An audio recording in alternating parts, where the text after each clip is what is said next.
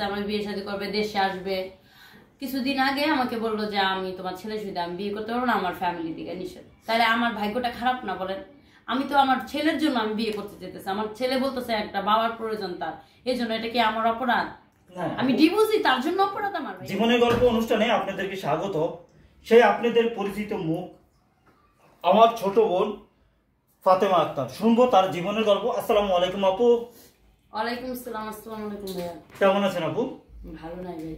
কেন আপু ভালো নাই কেন? কিভাবে ভালো থাকবো? আপনারা আমার আশা দেন আমাকে বিয়ে দিবেন, ভালো পাত্র খুঁজতেছেন আমার জন্য, আপনার কাছে নাম্বার দিলেন আমাকে, এই ছেলে তো আমাকে বিয়ে করলো না। আপু যদি উপরের আল্লাহ যদি তোমার কপালে যদি স্বামী না রাখে, আমি যদি সারাদিনে তোমার 100 পোলা আয়না দিই, তাহলে কি হবে সে বলো? আর আল্লাহর হুকুম ছাড়া একটা গাছের পাতাও লড়ে না, এটা কিন্তু স্বীকার তুমি করো কিনা সেটা বলো। জি আমি এটা করি, আল্লাহর হুকুম ছাড়া কোনো কিছু হয় না। এখন আমার কথা হয়েছে যে আপনি আমারে একটা ছেলে দিলেন, এর আগে নাম্বার দিলেন, বললেন যে ছেলে হয়তো তোমাকে বিয়ে করবো না, আপনাকে বলছে যে আমার ছেলের কথা শুনলো, আমার ছেলের ভরণ পোষণ করতে হবে, সে কয়েক মাস 6 মাসের মতো আমার সাথে কথা বলছে, সবকিছুই ঠিক, হ্যাঁ ঠিক আছে আমার বিয়ে শাদী করবে, দেশে আসবে। কিছুদিন আগে আমাকে বললো যে আমি তোমার ছেলে সুবিধা আমি বিয়ে করতে পারবো না, আমার ফ্যামিলি দিকে নিষেধ। তাহলে আমার ভাগ্যটা খারাপ না বলেন? আমি তো আমার ছেলের জন্য আমি বিয়ে করতে চেতেছি, আমার ছেলে বলতেছে একটা বাবার প্রয়োজন তার, এই জন্য এটা কি আমার অপরাধ? আমি ডিভোর্সই তার জন্য অপরাধ আমার? ভাইয়া বলেন আপনি। না না ঠিক আছে, তোমার কথা ঠিক ভালো।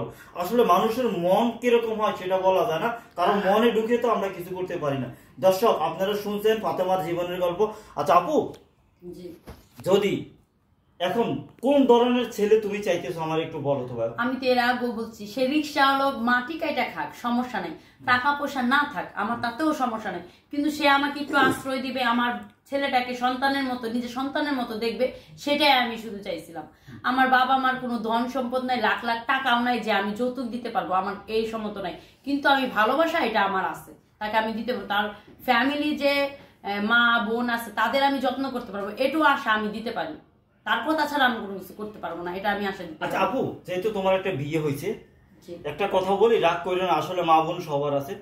যদি আপু কোনো বয়স্ক লোক যদি হয়তোবা তার স্ত্রী মারা গেছে, হয়তোবা তার বয়স হয়ে গেছে, ওই ধরনের লোক হলে কি আসলে বিয়ে শাদী করবা? ভাইয়া হ্যাঁ, আমি ওই ধরনের বিয়ে করলে আমি করুন, আমি এখন রাজি ভাই। আমি এতদিন বলছিলাম যে এই ধরনের লোক হলে করুন না, কিন্তু আমি করুন।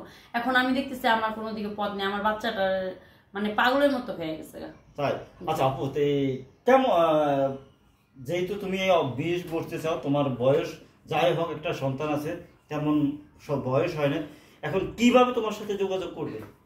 আপনাদের মাধ্যমে যোগাযোগ, এর আগে যে এক ভাই আপনাদের সাথে যোগাযোগ করছিল, ওরকম আপনাদের সাথে যোগাযোগ করলে আপনি তো আমার কাছে জানি, আমার কাছে যে আমার খবরটা পৌঁছাইলে আমি হয়ে যাবে। তোমার মোবাইলটার কি হয়েছে?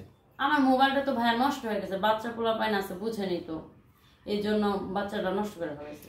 দর্শক আপনারা শুনছেন ফাতেমার জীবনের গল্প। ফাতেমাকে যদি আপনাদের ভালো লেগে থাকে, ফাতেমার দায়িত্ব যদি নিতে চান, এমন কোনো ভাই যদি থাকেন, তাহলে অবশ্যই তার একটা স্ক্রিনশট মেরে এই নাম্বারে ইমো আছে, হোয়াটসঅ্যাপ আছে, পাঠিয়ে দেবেন, আমরাই আপনাদের সাথে যোগাযোগ করব।